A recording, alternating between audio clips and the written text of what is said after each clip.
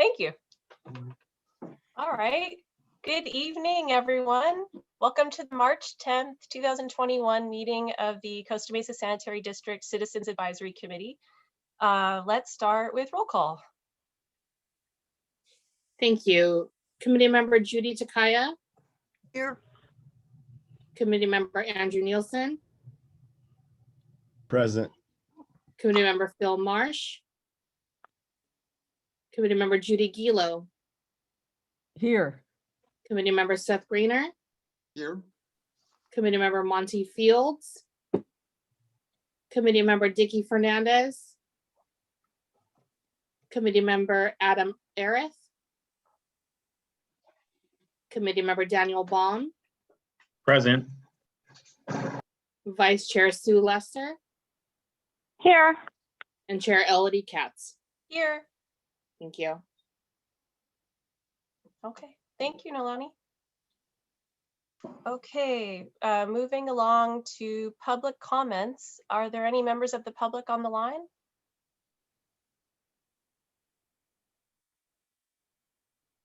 None that I see that have their hand raised, Madam Chair, and we did not receive any written public comments either. Okay, thank you. All right. Well, moving on then to the first item. We have a busy night. First item on the agenda, item B1, approve the CAC meeting minutes from January 13th, 2021.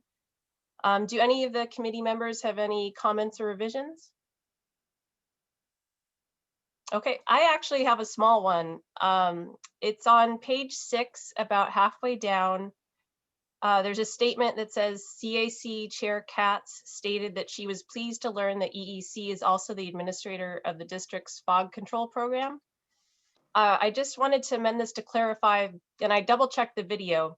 What I said is that I was pleased to see that EEC mentioned that they are the administrator of the fog program.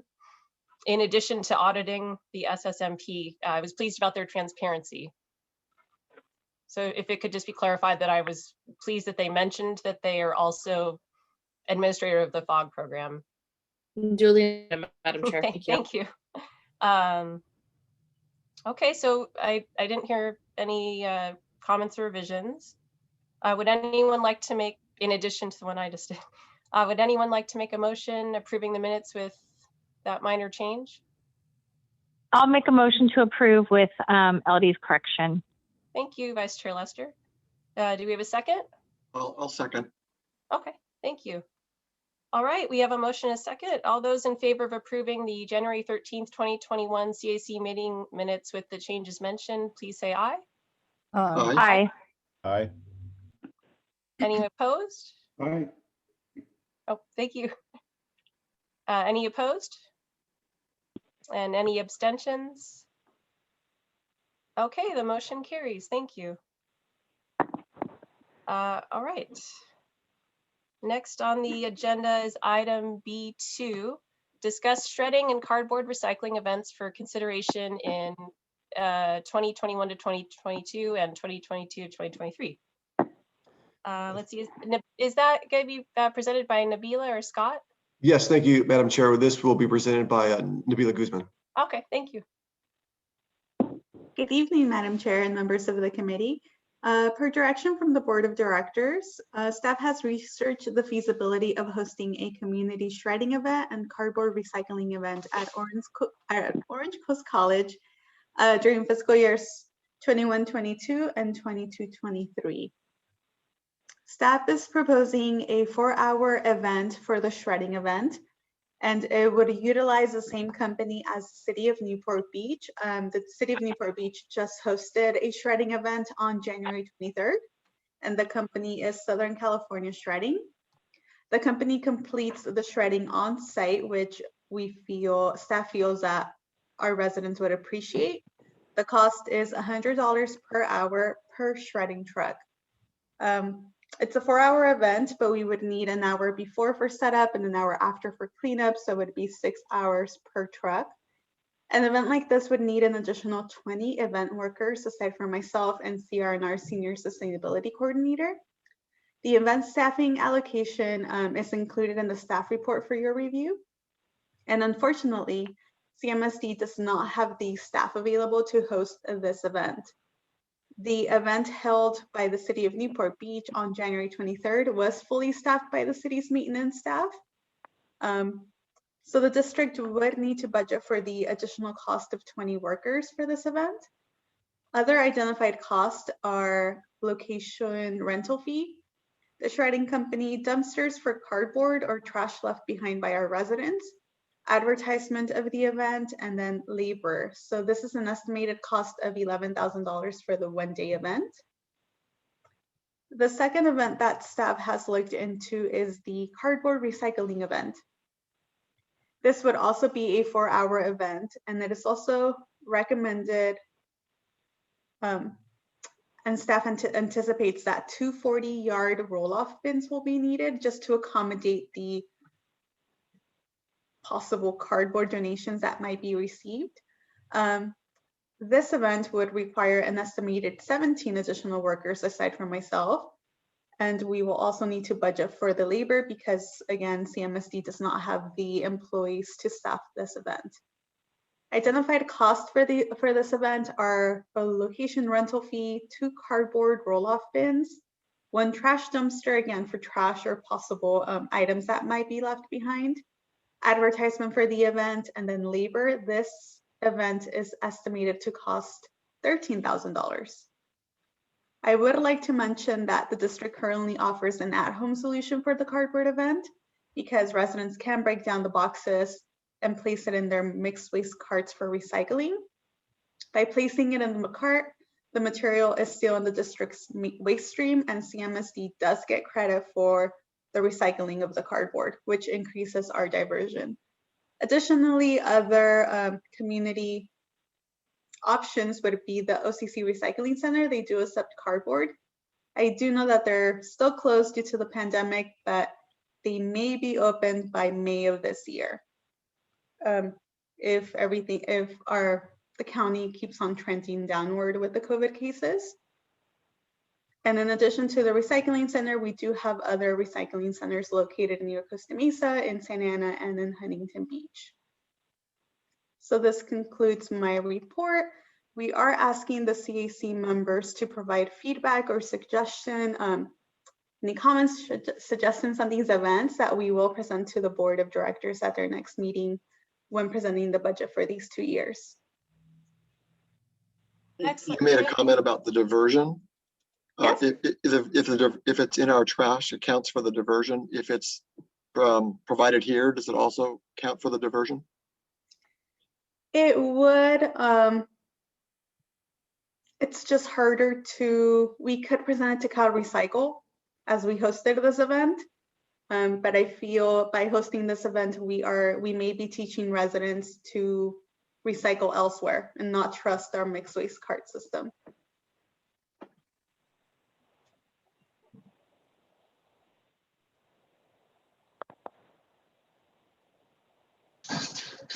I have a question. I mean, I understand like why the recommendation is not to do this at this time because it's a lot of money and a lot of people for what you're explaining. But I don't know if this is a board question or I'm just going to throw it out there to you, Scott. Like I have a realtor friend that every once in a while she calls a shredding company. And she pays $600 for a shredding company to bring a truck out to her house and park it there. And then she makes announcements and people come and dump their stuff into the shredding truck. And they have like the person that drives the truck that drops it off and then the thing, and then they pick it up. Would it be feasible for the sanitary district to sponsor something like that at a neutral location off site so you don't have to provide all the people? Good. That's a very, very good question, Vice Chair Lester. I don't believe we looked into that. It's something. That's definitely a viable option. We can look into that. And I mean, when I say a neutral location, I mean, the person I'm referring to, she does it every once in a while, and she gets, she pays like, I think it's $600 to have the shredding truck for 4 hours. But I mean, if obviously we wouldn't want to have it you wouldn't want to have it on sanitary district property if you have to have all those extra people. But if you needed to have it somewhere, like, I mean, I could provide you a house where we could park the container and it could be your sponsored event at a certain location. You know what I mean? I just am thinking maybe that might be a way to do it. Yeah, and that way we don't, it won't require the staffing levels, right? We just be the sponsor, and then the real estate agent takes care of all the logistics and everything else, correct? Yeah, and then I think because last time, like my friend that did it last time, she has a truck. So when people brought their boxes, and some people just dropped them off and left, but a lot of people, most people want to make sure that their stuff gets dumped in the shredding vehicle. So they literally dumped it themselves, and then we told them, like, take your box. So they just took their own boxes back, and there were some that were left, and we just broke them down and put them in the back of a truck, her son's truck, and then we just drove them and dropped them off at a recycle place. And like I would have no problem volunteering to help do that, because I think it would be it's an amazing thing to offer the community, especially right now after the pandemic and people have been cleaning things out. I mean, I have probably 8 years worth of crap that I need to purge, and I know a lot of other people do too. So even if it was like a couple trucks or two truck trailers for 4 hours, and it was $1,200, or one, or you could try one, and if it fills up, then maybe do it again, maybe do it quarterly or bi-yearly or whatever. Just a suggestion. Yeah, I believe we concur. I think there's going to be a demand for, especially for the shredding event. As I started thinking about it, if we start sponsoring a real estate agent, that is technically a private business. And if we start sponsoring No. I wasn't suggesting you sponsor a specific agent. I'm just saying, like, my friend is an agent, and she's done it before, where she just it only cost her $600. And she had the shredder put in front of her house. Like the truck came and parked in front of her house, and she, put out flyers, whatever, notices, and they came to her location. That was something she sponsored. But I'm saying if the sanitary district could do it that way, and if you need to have it like off of property to minimize your exposure in terms of what and who you're required to have there, maybe there's a way to do it at a much lower cost, not affiliated with anyone else. Okay, good suggestion. Let us look into that. That's great. That's a great suggestion. Thank you. That's awesome. Thank you. Scott, tying into to what Sue said, I was wondering, since Newport Beach was able to lean on their city staff, has anyone considered partnering with the city of Costa Mesa so that all trash customers of the city could participate in this? We haven't. Again, another good suggestion. We can definitely ask. All they can say is no. They're not interested, but at least we can ask. Okay. How about the idea of using volunteers to help ease the load of hiring workers? Yes, volunteers, sure. There's always some trickiness when you deal with volunteers as far as liabilities goes. But again, another good suggestion. We can definitely look into that. Is see who wants to help us out, spend an hour or two with us. That'd be great. The other thing I was wondering is, would CR&R be willing to help in some way? Potentially. Yeah, and Nabila, if you can answer, I think they would participate. They would, in the past events, they have had staff assist us, like the composting event. They did give us staff to assist us, but I just don't know how many staff they can afford. Is that correct, Nabila?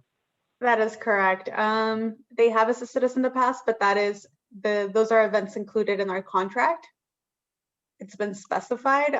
We did reach out to see if they would let us borrow their employees and we can reimburse them, but with COVID, it was just not a conversation they were willing to have, even if these events are planned in the future. Sure. Yeah, that complicates. But that is something that we can continue to explore and see how willing they are. I understand thank you first off, Nabila, for putting this, you and staff for putting this information together. I think I understand your concern about the cardboard one potentially discouraging people from using their mixed waste cart, but certainly the shredding one, it seems like a great opportunity to publicize the district. But yeah, if there's some way we could partner with someone or like Daniel mentioned with the volunteers, working with one of the high schools maybe for community service hours. Or what about a local like charity, like, Save Our Youth, or the Soup Kitchen might be able to donate some people, or the Power of One Foundation kind of collaborate with something like that. Yeah, definitely. Like I said, Well, and maybe you can always say no, but at least we could ask. maybe if we approach the city, like, and ask them if they want to co-sponsor the event, but by co-sponsoring, all they have to do is provide the location.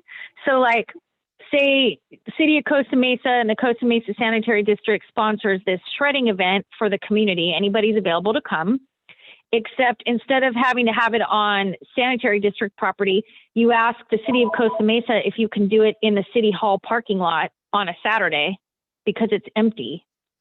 And all they need to do is have one person there to make sure, we're behaving ourselves, and then we get volunteers. I know there's a lot of groups that we could get to do volunteering that have not had an opportunity to volunteer anywhere this year because of COVID.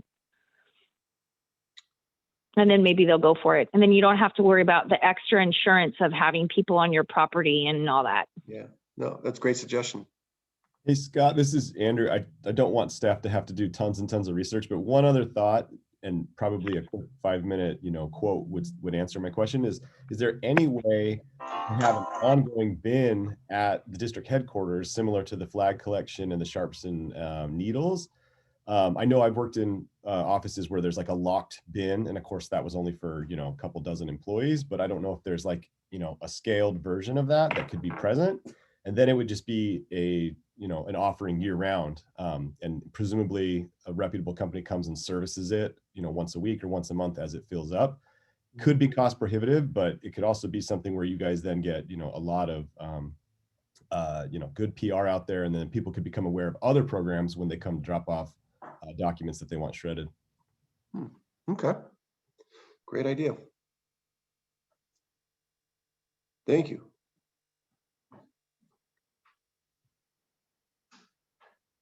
Awesome. Do any of the committee members have any other comments or questions?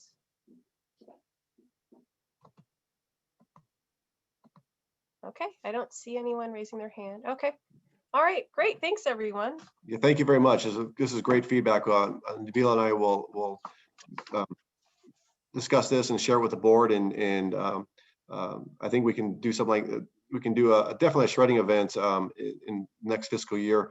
Even if we do a cardboard event, I think it'd be good to at least engage and see what kind of interest that has out there in the public. But I believe the shredding event will probably definitely be popular. So thank you for everyone for their comments. Excellent. Okay, thank you. All right, moving on to item B3. Discuss public outreach and engagement of hard to reach populations. Yes, thank you, Madam Chair. Gina Terriano will be giving this report. Thank you, Scott. Good evening, committee members. Before you is a report discussing the district's efforts to conduct outreach and engage with traditionally hard to reach populations. Hard to reach populations are exactly what they sound like. It's a term that's used to describe populations that can be difficult to engage with, and it often describes underserved populations, which can be minority groups like specific ethnic groups, the LGBTQIA community, or even the homeless population. It can also be broader segments of the population, such as younger or older community members and people with disabilities. The district developed its 2020-2025 strategic plan last year, and within the community outreach and communications portion of the plan, goal number 5.6 states that we are seeking to investigate methods of reaching traditionally hard to reach populations, identify outreach and engagement gaps, and create a plan to address those gaps. And so far, the district staff has focused on improving the accessibility of information to Spanish-speaking community members, and beyond that, conducting targeted promotion of public awareness campaigns to Spanish speakers. In the staff report, I've listed the steps the district has taken towards more effectively reaching Spanish speakers so far, and this includes developing translation guidelines for district documents and communications. We've also translated materials like program flyers, educational videos, press releases, and social media posts according to those established guidelines. We've distributed bilingual materials via email, social media, printed door hangers, newspaper advertisements, and newsletters. We've also shared bilingual awareness campaigns with our community partners, such as the City of Costa Mesa, the Chamber of Commerce, our local school contacts, and local media outlets. And lastly, we've also highlighted local Latinx-owned businesses within the community. These efforts have been guided primarily by the most recent demographic data related to our service area, which is shown in the various tables and charts provided in the staff report. In terms of language, while about 61% of Costa Mesans speak English as their primary language, the second most widely spoken language is Spanish at almost 29%. And another key point in the data is that over 90% of residents have computer and access to the internet. So that makes online advertising, email marketing, and our website very important avenues for releasing information. We are in the process of overhauling our website, and we're going to be launching the new site in July, so we're very excited about that. Tonight, we are asking for your input and suggestions for how to enhance our outreach to these hard-to-reach populations. Some ideas that I've included in the staff report are to host informational booths at well-attended community events, post-pandemic, of course, and perhaps the committee might have some suggestions for events. And also developing and/or improving relationships with influential community members, such as city council members, prominent business owners, and even church leaders, whose goals might align with the district's in terms of promoting sustainability. So these are just some suggestions to get the conversation going, but I'd like to open it up for discussion to the committee.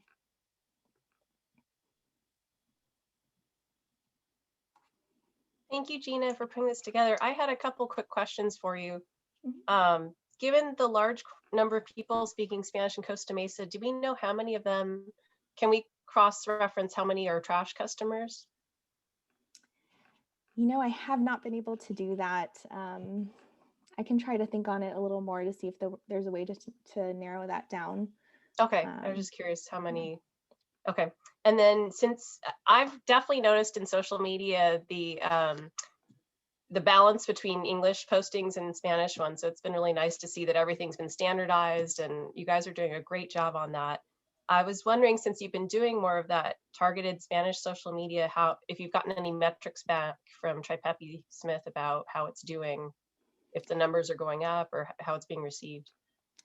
I know that our numbers have been going up overall in terms of people following us and engaging with comments and messages to us. I don't know specifically how many have been Spanish speakers, so we can see if we can get information on that, because we haven't been tracking specifically. Okay. Yeah, I was just curious if that would help with some of that. The other idea I thought was building on staff idea about working with schools. Maybe creating a bilingual flyer to be handed out during the alkaline battery drive. Mm. And maybe it could highlight programs like the organics recycling. That's a great idea. yeah, we have all of our flyers are translated now, so we can definitely use that as an opportunity. And we have I been just- using, sorry. Oh, no, I'm sorry. I didn't mean to cut you off. You go ahead. Oh, I was just going to say we've been using the Newport Mesa School District's flyer distribution method, and I believe it's by email, but they actually require us to have bilingual flyers, so we've I been see. using that. Okay, excellent. Do any of the committee members have questions or comments? Regina? I do. Yes. During the census of last year, our city council member Manny was involved with a carpool caravan over in his district, which I know has lots of Spanish speaking individuals. And I'm wondering if maybe somehow we can put together a caravan, which is low cost, that would not only familiarize those individuals with the sanitation district, but also we could maybe promote the shredding or the cardboard recycling event at the same time. That's a great idea. Can I ask, sorry if this is a dumb question, but when you say caravan, do you mean like a literal caravan or? Well, you get 10, we had about 10 or 15 cars. We did it 2 or 3 times. You put some balloons and maybe some sanitation stickers on there, and you just drive through the neighborhood and you honk your horns and everybody comes out and looks at you and you say, hey, recycle on whatever the event date is going to be that's coming up, or having a shredding event, something like that, just to maybe promote to the those individuals who might not know about something like that, or they might not be informed about those types of things. And it's kind of a dual thing. You're telling them about the district, sanitation district itself, while also telling them when the upcoming event is going to be. That's very cool. Yeah, we can definitely reach out to Council Member Chavez to see how he did that. Yeah, it worked really well. We were involved in, like I said, 2 or 3 of them, and there was a lot of, I think, people involved, and a lot of people accepted it, and it went really well, in my opinion. Perfect. That's a really good idea. And I have to say, I have to compliment you guys for all of your, your online presence on social media and the videos you've been putting out and the instructional information. I mean, you guys have put a ton of stuff out over the last year, and it's admirable. The problem I'm finding is people don't read things. Just in general, they look at something for a very short period of time, and if you don't capture their attention and get the gist of what you're trying to tell them in the first very short paragraph, they don't read it. And even my family and my closest friends, I sent out this tons of information on this thing I was doing for my mom's 80th birthday, a virtual party, which is today, by the way, but I chose you guys. And 90% of the people didn't even read the whole thing. They're like, oh, well, we saw the picture and yeah, but what do we do? And I'm like, why don't you try reading what I sent you? People just don't read it. They don't pay attention. So if you're talking about a car driving down somebody's street, some cars, or maybe you could get, I don't know, like a big trash hauler vehicle or something to go joyriding with a caravan, and you start honking. Kids love trucks and kids get parents outside. I think that's a brilliant idea, if there's a way to make it work. Because it looks like you guys have done everything else you can possibly do on social media and online, and it's been amazing. Thank you, Sue. We appreciate the comments. I think you're right. We have been trying to focus on short, brief messaging, as many images as we can on social media, just to try to make it as easy as possible. Yeah, you guys have done a great job.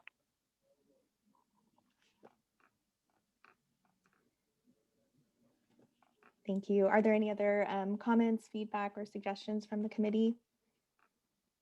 I was just thinking about something that Sue and Daniel just said, actually. The fire department had done something recently because people haven't been getting out as much, where they did a parade through the neighborhoods to see the fire truck go by, so all the little kids could see you know, the firefighters and the fire trucks, and they were really excited. So I don't know how feasible this is, but kind of tying into the caravan idea and what Sue just said about kids loving to see trucks and getting excited, could we do something with like the trash trucks or the sewer cleaning trucks? I know my son would love that. He would flip out. So I don't know.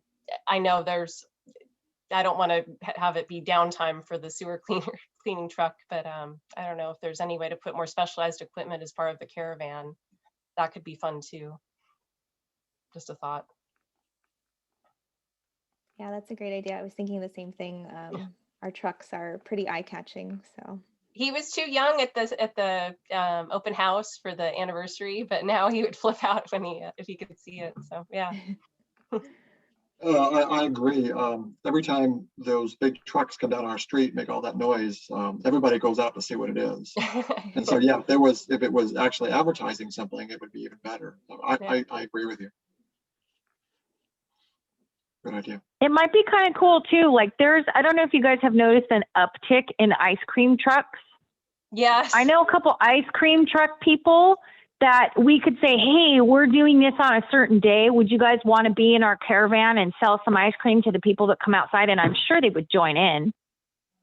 I could probably get you a fire truck too if I know far enough in advance. Worth a shot. Okay. I think that's a brilliant idea. That would be amazing. Great. Well, we'll definitely coordinate with you if and when we make this happen. Thank you. Thanks, Gina. Okay. So let's see, that brings us to item B4, receive and file report on calcium deposits within this district sewer system. That'll be Mr. Esker. Yeah, thank you, Madam Chair. It's my pleasure to introduce you to our new district engineer, Mark Esker, who started on February 1st. Mark has over 30 years of experience in the water wastewater industry, and 20 of those years was at the Orange County Sanitation District. So he has a wealth of information in the water wastewater industry. So we're very lucky and very fortunate to have him on our team. So tonight he's going to share with you calcium deposits in our sewer system, which I'm sure you probably, if you're working in the wastewater industry, I'm sure you had no idea there was calcium in our pipes and what that does to our pipes. So Mark has a very visual and interesting presentation to share with the community members. So I'm going to turn it over to Mark. Thanks, Scott. I'm going to try to capture the screen here, so bear with me. And that way I can start the presentation. Let's see here, what have I got? Sorry.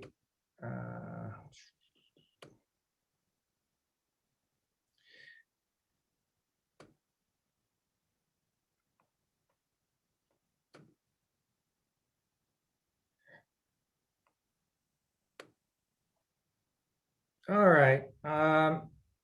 Let's see what we got here. Sorry, just taking I need to get, okay. There we go.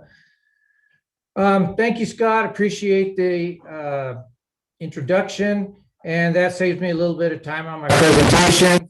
And let me say that I'm interested in hearing your thoughts, Madam Chair, committee members, on what I'm going to be presenting to you. And, I'd really like to hear some feedback at the end. One other thing I guess I'm going to say is, if you have a question about a specific slide that I'm going to show, please stop me. It might save me, or may be a little easier than going backwards and answering your questions at the end. However, feel free to save your questions at the end as well. So tonight I'm going to be providing you with some information about calcium deposits in our system. But before I start, I basically want to acknowledge Mike Benesh, our district consulting engineer. He was the acting district engineer for the past year or so, and he's been instrumental in getting this program moved along, and I'll be working with him to implement this project over the next few years.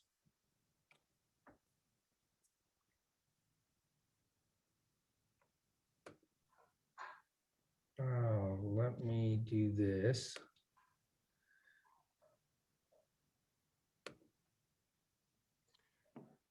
Okay.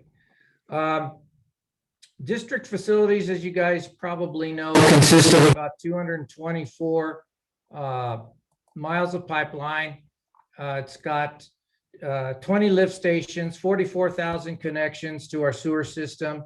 Again, as you're familiar with the map on the right-hand side, basically our boundaries are just north of the 405. On the north side, the easterly boundary is bounded by about John Wayne, a little beyond John Wayne Airport. And then we're bounded on the west by the Santa Ana River. And then we have basically Newport Beach to our south. What's wrong with calcium? This is a picture of calcium deposits in one of our sewers. And it basically eventually will plug our pipes. And it's not anything that you can just clean out of the systems. I lost my, hang on a second. Basically, what our plan is to budget about $500,000. We want to start this coming fiscal year with about a $75,000 initial project effort. And the reason why we want to start out with something smaller is that we don't want to do a big $500,000 project. We want to limit our liability, learn about what we need to do, determine the option or combination of options that we need in order to remove the calcium from our sewer. Once we've done 2 or 3 or 4 of these little projects, we basically want to update our budget and develop a multi-phase, multi-year approach, depending on what the cost is associated with repairing, relining, or replacing our pipe, and remove the calcium from the system. The map on the right-hand side shows 2 basic areas north of the 405 that have calcium within our sewers. We have 3 areas on the east side of our boundary, and then we have 1 location on the west. And those are basically the 6 areas where we are having issues with calcium in our pipelines. We've got 2 or 3 or 4 actually test sites that we might be able to use. This picture on the right is within Santa Rosa. I believe that's a street that's north of the 405. And the problem with that sewer, it's an example of where calcium, high calcium water or hard water is leaching through our sewer pipe, and it's forming on the sewer walls. This picture here is a sewer within Fairview Road, and it's an example of the horseshoe-shaped calcium that grows in the joints of sewer pipes. Here's more pictures. This is a sample of a pipe we actually removed from our sewer system, and it's an example that shows how unattended the calcium can actually close up the opening and block our sewer pipe. And then here's 2 more pictures of actual sewer pipe, like the sewer pipe that's in Santa Rosa. What causes this? We're not exactly sure, but we think that the calcium comes in with high groundwater. It basically is pushed into our system by either irrigation, over irrigation, rainwater, natural springs that are occurring within our agency boundaries. That groundwater is very high in mineral, I'd say mostly calcium.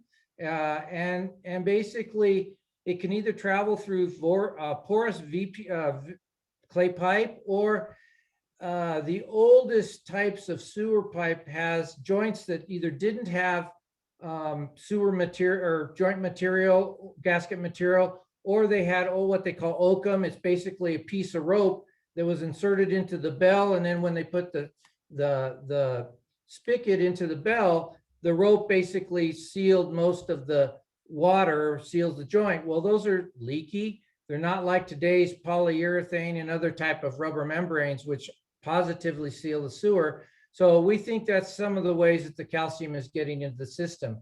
How can you remove it? You basically, one way is you bring a truck full of acid and you basically dump the acid into the system. Another way is a mechanical system where you take a chain flail machine and you clean out the sewer. And I've got some examples of this. Third way is you basically take this special robot that's a high pressure washer, essentially, and you put it into your pipe, or like I said earlier, just dig up your pipe and put in a new sewer. What you see in this picture is a robot that it's a high pressure nozzle. This robot is inserted into the sewer. It's got an arm that goes up and down and then rotates clockwise or counterclockwise. This is the high pressure nozzle, and the end of this arm also has a video camera. So let me see if I can start the video and show you what this thing looks like.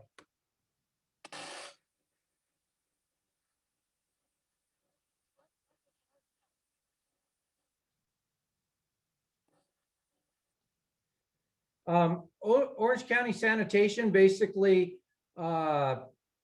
did a demonstration, and then they followed it up with an actual field test of that particular device. This is a demonstration sewer pipe. It's a piece of pipe where the vendor cut a hole in the side of the pipe, and they kind of simulate a large root in your sewer system by putting a 2x4 or 2x6 into the pipeline. And this hole is actually cut by that high pressure nozzle. Now that high pressure nozzle, as I mentioned, creates about 10,000 PSI to 20,000 PSI worth of pressure. And that's how it's able to cut these roots or calcium. To put that in perspective, your tire holds about 30 to 35 PSI worth of pressure.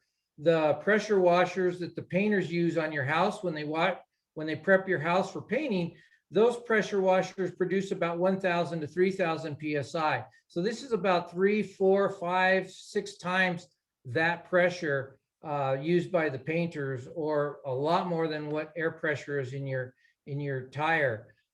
This video here, what this is this is the little pressure washer head, and this is a spray. And what you're going to see is in this video is the high pressure nozzle going up, spraying this calcium. And what the operator happens to be doing on this during this particular operation is setting up to actually turn on the highest pressure to remove the calcium. They have to set up first, because if they just take this very, very high pressure spray of water, they could cut through the pipe, they could damage the pipe, they can do various things. So that he wants to go up and test it. He wants to rotate the arm, he wants to raise it up and down, and he wants to figure out the limits, because when he's actually doing the cutting, calcium is flying at him, there's water, the camera's hard to see. So what you're gonna, that's what he's trying to do, is set things up. And let me show you what it looks like when they're actually doing the cutting. So where he is, he's starting and he's moving the camera and the nozzle up. And this right here is calcium at a joint. So he's checking the limits up and down.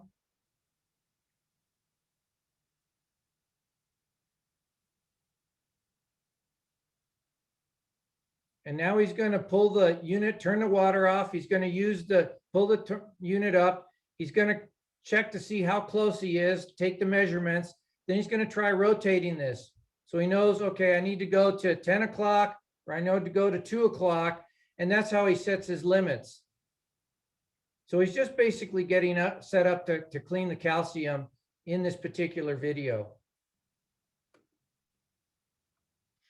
Another way is chain flail or hybrid chain flail. And I'm going to show you 2 devices. A chain flail is basically a mechanical device that has a piece of chain on it, and that chain rotates with a high speed. It rotates at a high speed on the head. This is a hybrid chain flail where they've got some water nozzles that, as they're removing the interfering root or calcium or whatever it is they're trying to remove, it's pushing the debris down the pipeline. This little cage is basically what's used to center the chain flail in the pipeline.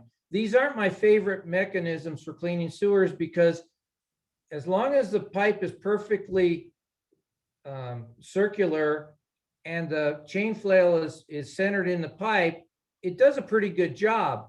But if a chain breaks, or the thing is unbalanced, or the pipe is squashed a little bit because of external pressures, it could actually damage the pipeline. But let me show you the video of how this thing works. Let's see here. So the first one is just a regular chain flail. Sorry about the advertising, but that's the chain.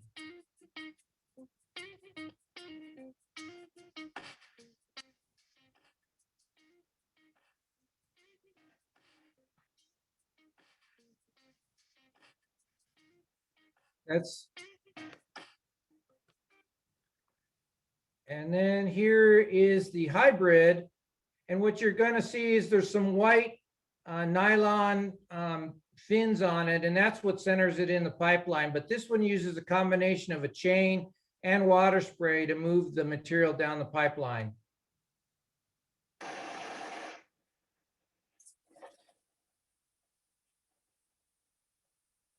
So there's a chain rotating.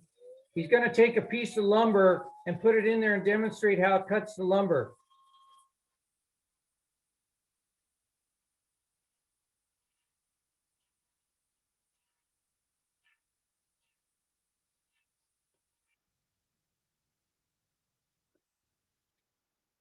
Now, once you use one of these devices, oh, wait a minute, I think yeah, once you use one of these devices, basically, oh, I'm sorry, I missed a slide. There is another method, and basically this is a diagram of how you use some type of cleaning agent, either an acid or a calcium removing chemical, but you basically put a pillow plug on the upstream end, you put a pillow plug on the downstream end, you take a 500 or 5,000 gallon tanker truck and you drop in your acid or your calcium removal chemical, and you leave it soaked there for a period of time until it actually, I'll say, dissolves the calcium that's in the pipeline. Then what you have to do is add a neutralization chemical and then suck this chemical out of the sewer and then dispose of it in a hazardous waste facility.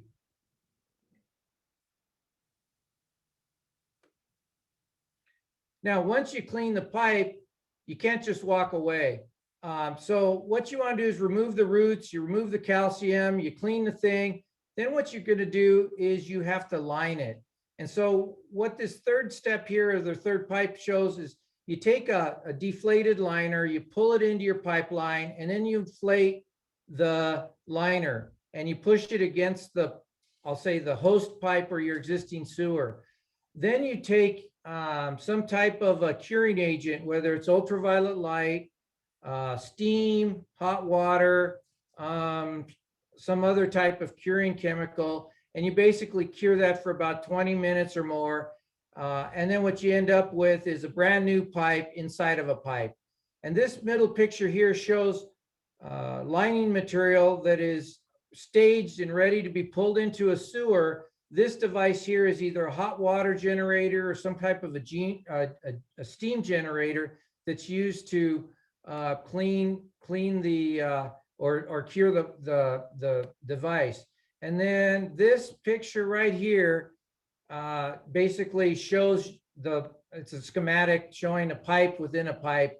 And because it's continuous, it doesn't allow the groundwater with the calcium in it to come into the joints or the cracks and then start growing again in your system. So what's ahead for us? We basically want to budget about $500,000. We want to start with a very small project. We want to determine options for, or a combination of options for removing this from our system. And then we have to basically look and say, what did it cost? How much pipe were we able to clean and reline? What was the cost of that? And then we extrapolate that and develop a multi-year project or multi-year phase. So with that, I'll basically open it up to questions. I'd like to hear your feedback. Any of your thoughts on this program that we're looking to really embark on? I have a question. How do our neighboring districts handle the same challenge? Well, it's not an easy fix. I don't think there's a silver bullet out there, so to speak. And they've used multiple approach. El Toro Water District has used chemicals. They have tried the chain flail. Orange County Sanitation has tried and tested, I think, the high pressure nozzle. You know, I don't know of anybody that has used I haven't seen any. Well, I guess El Toro has tried the chemical, but it's a very difficult system. But if you talk to the different agencies throughout California, they're all going to give you, we tried this or we tried that, and well, this doesn't work very well. And some will swear to the chain flail, some agencies will swear to the chemical, and others like the, are trying this nozzle and have found some success with the nozzle. I don't know if that answers your question, but that's why we have to kind of test some of this during that first year. Right. I mean, it may be that there's Well, I might be able to answer that question. So as you guys know, I work at Orange County Sanitation District, and I currently have a capital project. It's a $17 million project, which has a lot of calcium buildup. The pipelines are 24 to 39 inches in diameter. So these are big pipes with big calcium buildup. I did a lot of research into precisely this topic. And in fact, I am not allowing the use of chains on the project. So the danger with chains is that eventually you run the risk of damaging the pipe. The other downside to chains is that you need to have the pipe completely dry, because even if you have a little flow in the pipe, the chains lose all their energy as the chains go through the bottom of the pipe and get caught in the water. So I've had several projects where the chains are just very slow progress. The high pressure nozzle that Mark Esker just presented has the advantage where you can regulate the pressure according to the obstacle that you're trying to remove. It's remote operated. You can do it with flow in the pipe, and it probably provides the more flexibility. The downside to it is that it is hard to bid. You're not buying a quantity of something. It's just a matter of how much time is it going to take, and the contractor is not going to commit to a certain number of hours to remove a certain amount of calcium deposit from pipe, because just like Mark just said, some calcium deposit is harder, some is softer. And visually, it's really hard to see from the CCTV inspections. So I think that the Costa Mesa Sanitary is doing a great approach. Put a little money into it, see what they might like best, what they feel most comfortable with. And I would say congratulations to you, Mark, and to Mike, and to Scott on this presentation. It looks like you guys looked at all the options. I think you guys are going in the right direction. I have a question for Dickie. Yes. Since you said that you are involved in the research and these types of things, I know in humans they use like shockwave or ultrasound technology for calcium deposits. Yeah. I'm wondering if there's any type of research for that in this type of situation. Well, it's funny.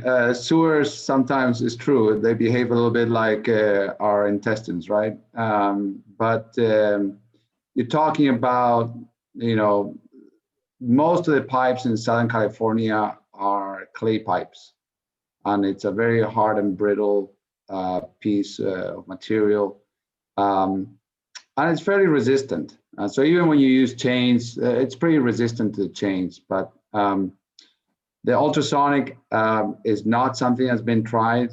I think it would not be too successful, and it would likely be prohibitively expensive. I was thinking like as a in front of maybe the chain, just on front of the chain machine, there's a little ultrasonic transmitter that just helps break down the calcium right in front of it before it, before the chain gets to it, or something along those lines. Nothing too big or I haven't seen anyone trying that out. But if anything like that were to come onto the market, I'm pretty sure they would call us, because we're one of the biggest operations west of the Mississippi, and they typically like to do research with us. Thank you. I've not seen anything like it. But if I do see it, I'll definitely share with all of you. Yeah, council member, I have been a member of CASI, which is California Association of Sanitary Sewer Excellence. And there's, I think, 2/3 to 3/4 of all the sewer agencies in California are part of CASI. And in talking with them, nobody has seen an ultrasound or ultrasonic device like you were describing. And it doesn't mean it's not out there, but if they are, they're probably in the theoretical research stage, and people are probably developing just the machine right now. I mean, I think I have been involved with and willing to do, I'll say, practical research, which it's been demonstrated in the lab. It's maybe even been tried once out in the field, but then let's try it in some real life situations. And that tends to be a technology that is less risky and will likely be successful. And even more than that, if something's tested, true, and tried, that's the least expensive of the methods. But if you get into some of these very theoretically research type methods, they tend to be very, very expensive. Thank you. So lastly, what I'll say, Mark and Scott, is our project will get started here in the month of July or August. I'll be sending you both an invitation to see how we remove the calcium deposits. So yeah, you can see how it's done and see if it's something you'll definitely be invited and most welcome to come and see it. Fantastic. Thank you very much. That'd be fantastic. Thank you, Dickie. Mark, I did want to say, I thought you did an excellent job on your presentation too. Didn't say that earlier. Thank you very much. And committee member Griner, did I answer? Did Dickie answer your question? Yes, you did. I mean, clearly there's no perfect answer. You're going to try different approaches. And you know, you're doing what you can to figure out what the rest of the industry is doing as well too. So yeah, you answered my question. Thank you. Mm-hmm. Mr. Esker, it's nice to meet you, by the way. Thank you for this presentation. I just had a clarification question for you. The map you showed near the beginning that had the 6 boxes of areas that we need to focus on. Yes. Is that included in the initial 75,000, or is that representative of the whole project for the 500? That's representative of the whole $500,000. Okay. And then how are you proposing to prioritize which ones should be addressed with the initial smaller scale project? Well, Mr. Benesh and I basically need to get together, and the reason why I have to depend on him is our agency has actually videotaped the entire sewer system at least once. Mm-hmm. And I think Mike has looked at and figured out which segments and pipe sections and streets or sewers that has this in it. So what I need to get together with Mike is figure out which have the worst calcium deposits, which one have intruded in the pipe the most, and we probably need to prioritize it by, I'll say, the remaining space left in the sewer. But I do want to try 2 or 3 of the more difficult calcium removals first, because that way we're basing our budget on worst case, not the easiest one, and then running out of money later on. That's a good idea. And I saw the initial budget was moved to a different item that was more urgent at the time. Is there any concern about having waited with how urgent these calcium buildups are? I'll say yes and no. No, because calcium grows at glacial speed. It's not going to grow overnight like a root in your sewer system. Mm-hmm. And so if we wait a year, maybe 2 or 3, it's not going to be, it's not going to grow that much more. The calcium that I showed you examples of, has probably occurred over the last 15, 20 years. Okay. And then I had one last question. I'm sorry. I'm so interested in this. The acid treatment, Is there any, I saw, and that diagram was very helpful with the plugs on either end. Does any of the acid, is there any seepage past the downstream plug? And is there any sort of environmental repercussion from that?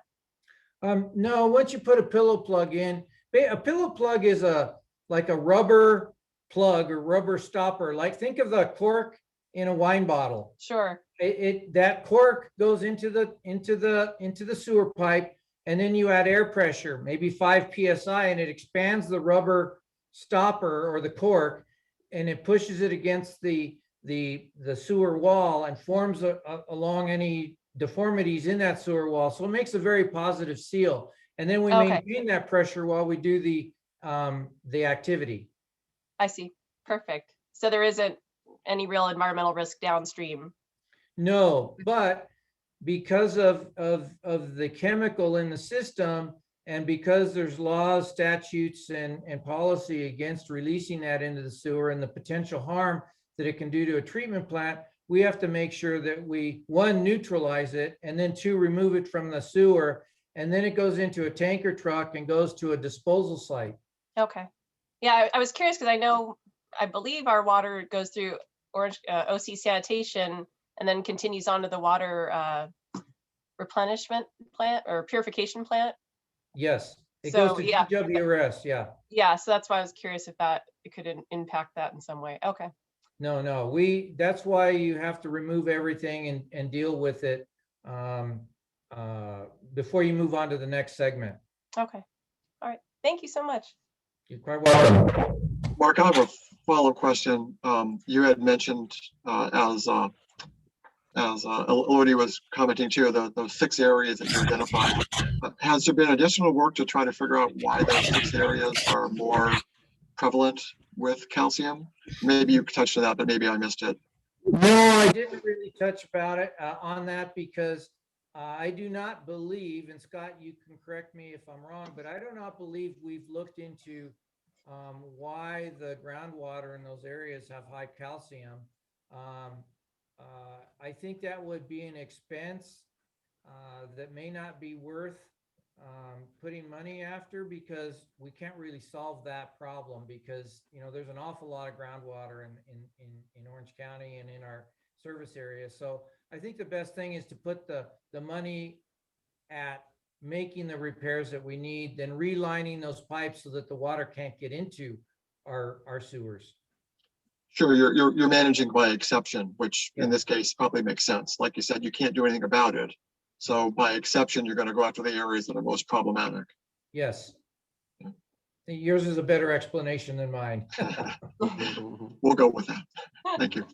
So Mark and Scott, one other thing I'll offer is it is often that the calcium deposits are making their way into the system through the joints or through cracks in the pipe. So in the project I mentioned before, which will be mostly in the cities of Cypress and Los Alamitos, what we're doing as part of that project, we're not just removing the calcium deposit, but in order to minimize or hopefully prevent it from returning, we are injecting chemical grout into those joints. By injecting chemical grout, we are preserving the ability of the pipe to maintain some flexibility for any potential seismic event. And we're going to see how that works. And so I'm coordinating a training of chemical grout injection once the pandemic is over, because it's an in-person training. And I do have in my list member agencies to OCSD to be invited. So it's something, again, that I'll be extending to you and Scott in case you want to see it either at the project, if maybe you want to see come to the training, but you'll be hearing from me on those. Awesome. That's Thank you. interesting, Dickie. I'm looking forward to seeing that. I didn't know that rather than doing a point repair at that joint, you're going to do chemical injection. That's an interesting process, but chemical instead of clay, bentonite clay or something like that. Yeah, so we're doing, the reason for that is, when we do the chemical grout injection, let's say that we feel that it didn't work out great, we still have the option to line the pipe afterwards. So we have that option still, you know, in our toolbox. But the issue with lining a pipe is a great method. I use it often. But once you line the pipe from manhole to manhole, now you have a rigid system. You have no flexibility. And so if you have a seismic event that affects any of your system, it's going to put a lot of stress on that rigid pipe. And so I'm trying to preserve the flexibility of our system. Now, you know, our pipes are definitely bigger. We're carrying more risk, and our solution is not necessarily the best solution for everybody else. But that's why I want to invite you guys to see if it's something that it's of value and interest to you. There's very few contractors that do this kind of work. So it's very specialty focused. One of the issues we're having with this capital project is I know we're not going to get a lot of bids because it's very specialty focused work. But anyway, I don't want to take any more time. You'll hear from me. I'll send out invitations when the time comes, and hopefully you'll like it. That's actually a good point, Dickie, and thank you for bringing that up. I'll make a note of it and we'll take a look into that. I know in water systems, a new pipe being installed, they're putting in a lot more joints, and they have invented joints now, or producing joints that have much more angular movement without breaking the pipeline. So you know, earthquakes are a big consideration on pipelines these days. I'd like to ask both of you a follow-up question related to that, whether it's the, you know, you're changing the rigidity of the joint, or you're adding a liner inside of the pipe. Do those items, when you make them more rigid like that, is that something to be concerned about if you're a homeowner and you have a sewer lateral and you're having, you know, the cure in place polymers or whatever they call the liners? Is that problematic in an earthquake? I'm going to say not likely, committee member Greiner, and that's because in a sewer lateral from the street to your house, you're talking, you know, 40 feet, 100 feet. It's not 600 feet or 1,000 feet or 1,200 feet. So a seismic event isn't going to necessarily, it may not have as catastrophic effect on that smaller piece of pipe than a longer piece of pipe. Okay, and so I'm going to put it with a little more color than Mark did. If you have a seismic event that affects your sewer lateral, believe me, your sewer lateral will be the least of your problems. I think you'll have bigger problems in the house. But I will also say that I have never, you know, cured in place pipe is a great product. It's been around for decades, and I've not heard of a seismic event jeopardizing a cured in place installation. So it's great. Sometimes it's a great solution for homeowners. So yeah, if it was me, I would not even think about it. If they told me, oh yeah, go ahead. Got it. Thank you, Will. Your comment about the earthquakes is very apropos. Thank you very much, Dickie. I appreciate that. It's almost 7:10, and we still have one large item to cover. Do any other members have any questions for Mr. Esker? Okay. No, but thank you, Mr. Esker, for the wonderful presentation, and all the members for chiming in and making it extremely educational. I enjoyed it. I did too. Thank you, Vice Chair Lester and Chair Katz and committee members. Thank you very much for your time, your feedback, and Dickie, as usual, I appreciate your comments. Thank you. Excellent. Thank you. Okay. Next up on the agenda is item B5. Consider naming a CMSD facility after longtime and former board member James Ferryman. Scott? Thank you, Madam Chair. Thank you. So last month, staff presented this idea to the board to naming a district facility after our longtime and former board member, James Fairman, as you know, did not win his re-elections last November. But his services to the community should go unwanted. And so we brought this to the board's attention, and they agreed to begin the process of naming a facility after Mr. Fairman. And that process begins with you, the Citizens Advisory Committee, which is attached in your staff report, is our naming facility. And basically it's up to the CAC to make a recommendation to the board, and then we will take that recommendation to the board, and it's ultimately their decision. Now, again, they might not agree with your recommendation, but still, that's where the process works, is that we'll talk through some suggestions on the facilities you can name after a person. Before I go down that road, though, I do want to explain or describe a little bit why we believe that James Fairman should have a facility named after him. First of all, he is, I guess you could say, he's a pillar of the community. He has been a board member for the Costa Mesa Sanitary District for 30 years. He was a board member at the Orange County Sanitation District for about the same amount of time, I think close to 30 years. Both organizations he served as chairman.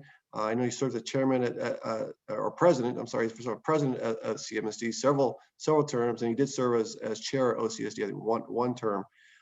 Prior to that, he is spent many years as volunteering for the Lions Club and spending many hours at the infamous fish fry that everyone, as I'm sure, is very aware of and has gone to. It's a very popular event every year.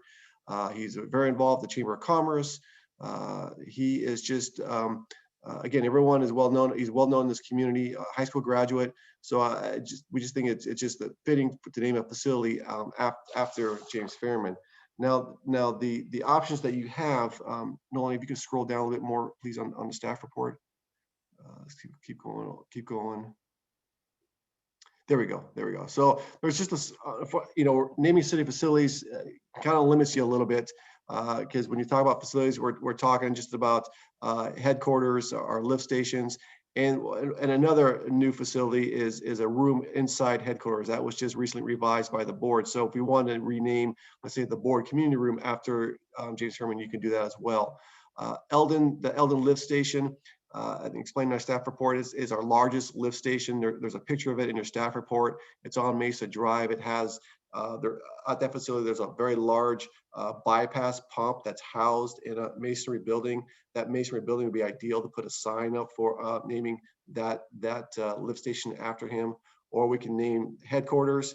And again, the other option is naming the board community room after him if you so choose to. So that completes my presentations. I'm happy to answer any questions and see what direction you want to go to. So the floor is yours. How do you want to, if you want to proceed with this or answer any questions, I'm happy, I'm available. I did want to share a comment. I know Jim for many years. When I was a child, I used to be a newspaper boy. And the guy who brought the newspapers to us every day was Jim Ferryman. Oh, wow. And this is back in the early 70s. So I got to know him. This is like 71, 72. Yes. So he has that on his resume as well, too. Yes, very good.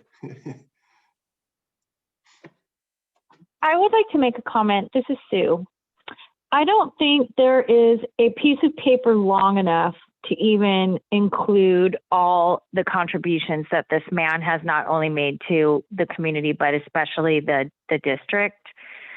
And today I was driving up Wilson and Fairview, and I saw the sign that was recently installed in memory of Rob Hamers. And I think that it's a shame that the sign did not go up until after he passed, which is even more of a reason I think for this to be approved and to have James Ferryman's name on something that he can see while he is with us, I would be in favor of whichever location we think the most people would see. So like the Eldon Sewer Lift Station, that little building would be perfect. But if you have a community room and you're going to be using it and a lot of people are going to see it, I think it should go to whichever location is going to get the most views from now until, you know, the end of time. But I think he's absolutely worthy of this, and I think it's a brilliant idea. So thank you for the information. Thank you, Vice Chair Lester. One thing to think about is regarding the board community room. While there was concerns that, you know, as you know, we don't get a lot of public entering the HQ or going to that room, and there's concerns, well, not a lot of people are going to see his name on that room. We would put his name, the James Ferryman room, on our agendas, you know, and so the agendas are on our website for everyone to see. So that's one option. So that is one way where people can see his name. But the Eldon Sewer Lift Station is on Mesa Drive. I believe that is a pretty busy street. It's not, unfortunately, it's on the other side of town where he lives, but we just don't have any facilities near where he lives that would be ideal. So these are really the only three I believe are the best locations or ideas for naming a facility after him. I like the idea of the Elder Sewer Lift Station and maybe even attaching his name to one of the events. I know maybe the shredding or the cardboard recycling event. That's a great idea. Good idea. Scott, I'm just curious, how many times, I actually didn't realize the Rob Hamers one was started before he passed away. I drove by and was so happy to see his name up after he had passed. I thought it was once he had passed so suddenly, but Yeah. It makes me so happy every time I go by and think of him. So I was leaning toward the pump station exterior, but I'm just curious how many times we've done this so far as a district, naming a facility after someone. This is the second time. It really started after the board made the suggestion renamed the yard after Rob. So this is really and after we named the facility, after we named the yard after Rob, that's where we adopted the policy, or the board adopted the policy. And so this is only the second time we're doing this. I think it's a wonderful idea. I can't, like Sue said, I can't think of anyone who more deserving. So I would agree with Daniel. I think the pump station exterior would be the best place. Okay. This is an action item. So if I can get like a motion and an action from the CAC on which facility you recommend to the board. Oh, hello. I'd like to make a motion for the Elder Sewer Lift Station, and if we could attach his name to an upcoming event. I'll second that. Excellent. Okay, we have a motion, a second. Does anyone have any questions or want to discuss further? Okay, hearing none, I'll call for a vote. All those in favor of recommending to the board of directors that they approve naming the pump station after James Ferryman, and also. Oh, Elodie, you muted yourself, Elodie. You muted yourself. Oh, that's no good. Sorry about that. That was a mouthful. Okay, that's good. Hopefully I'll do better this time. So call for a vote. All those in favor recommending to the board of directors that they approve naming the pump station and potentially an event like the cardboard recycling or the shredding after Director James Ferryman, please say aye. Aye. Aye. Aye. Any opposed? And any abstentions? Okay, motion carries. Awesome. Excellent. Thank you so much. Thank you very much. Okay, great. That brings us to our closing items. Do any committee members have any comments or questions? I would like to say something. This is Sue. I would just like to say that since I have been fortunate enough to serve on this committee since its inception, I have enjoyed my time immensely. I have learned so much. And I really hope that the board will reappoint me so I can continue, because I know there's still so much more I can learn. But in the event that they do not, I just wanted to thank my fellow committee members, and especially thank Scott and your entire staff. I think that you employ a phenomenal group of people, and everybody brings so much hard work and pride and quality to what the sanitary district does, that it's been an absolute pleasure. So thank you. Thank you for the nice comments, Madam Vice Chair. Thank you. It's been much appreciated. Thank you so much, Sue. Just building on that, I don't know if everyone's aware, I just wanted to note that tonight's meeting marks the end of the 2021 term served by 5 of our members. Vice Chair Lester, Monty Fields, Judy Takaya, Judy Gilo, and myself. I just want to thank everyone for your service to the community and to the district. And members whose terms have expired were eligible to reapply. I believe the deadline was the end of February. And the board of directors will be reviewing applications for the new 2021-2023 term at their meeting. Scott, I believe it's March 22nd. Yes. Thank you, Madam Chair. You kind of beat me to the punch I was going to say this under staff comments, but yes. Oh, sorry. That's okay. If it's okay, I'll just say Sure. on behalf of the board of directors and staff, I do want to thank the committee members for their services in the term, because as Madam Chair said, the term does expire effective April 1st. So again, on behalf of the directors and staff, I do want to thank Chair Katz, Monty Fields, Judith Gilo, Vice Chair Sue Lester, and Judith Takaya. Your contributions has been tremendous, and we greatly appreciated all your participation and your comments. It's been greatly helpful to us, and I hope you reapplied. If you did, I wish you luck. If the board, hopefully the board will reconsider you on March 22nd. But again, thank you very much for your service. It's great. It's very, very much appreciated by everyone. Thank you. Thank you. Thank you. Excellent. Any other committee member questions or comments? Okay. Any board or staff comments? Okay. Oh, hi, Mr. Esker. Madam Yes. Chair. Yes, please go ahead. Yeah, I wanted to thank you and the committee for being so welcoming to me today. Yeah, thank you.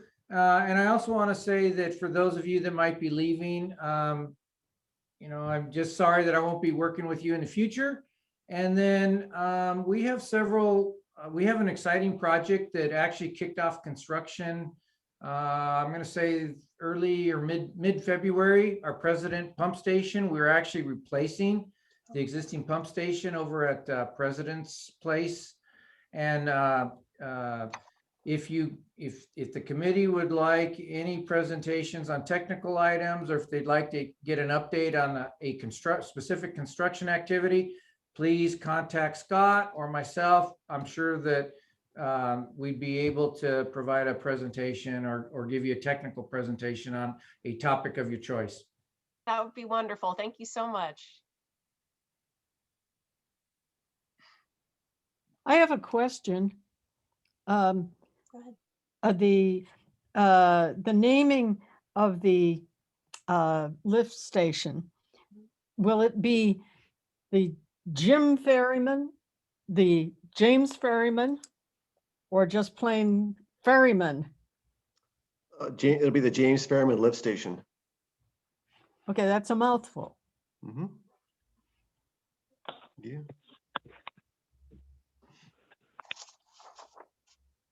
Okay. Any last comments? I have one question, and I should Okay. probably know this, and I don't. How many terms can somebody serve on the Citizens Advisory Committee? Is there a limit? It's 3 consecutive terms. Okay, so we limit citizen advisory participation, but we don't have term limits for board members? Is that correct? That is correct. Okay. Thanks. Okay. All right. Excellent. If no other questions or comments, I will adjourn this meeting at 7:25 p.m. Great. Next meeting will be Wednesday, May 12th at 6 p.m. via teleconference. Thank you, everyone. Thank Stay you. Thank you, safe. everyone. Thank you. Thank you. Bye-bye. Bye. Good Okay, night. good night. Good night. Thank you. Okay.